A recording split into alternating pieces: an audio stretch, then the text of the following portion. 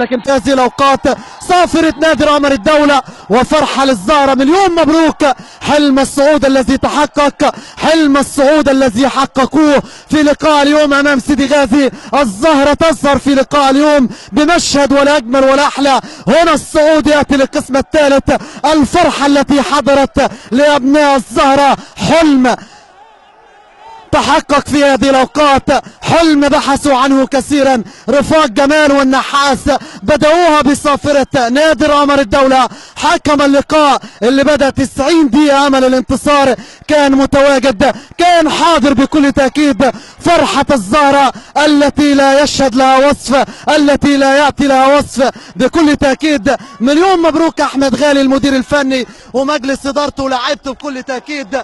مجلس الإدارة بقيادة مجدي الزمراني رئيس مجلس إدارة الزهرة، والمدير الفني أحمد غالي اللي عانى كتير وكتير جدا بمجلس إدارته وجهازه الفني بكل تأكيد ولاعيبته من أجل الصعود للقسم الثالث. الحلم قد تحقق الآن، وفي القسم الثالث انتظروا الزهراء بموسم كروي جديد تتحقق معه آمال وأحلام جديدة. أحمد غالي المدير الفني الذي أصبح غالي لكل جماهير الزهرة بكل تأكيد. فرحة عارمة داخل استاد وملعب الحمول شهدت انتصار ولا أجمل ولا أحلى لفريق الزهرة بكل تأكيد. تقبلوا تحياتي معلقكم الرياضي يوسف عطوة بصحبة زميلي أحمد عبد الفتاح، بأمل أن نلقاكم في لقاءات أخرى بإذن الله.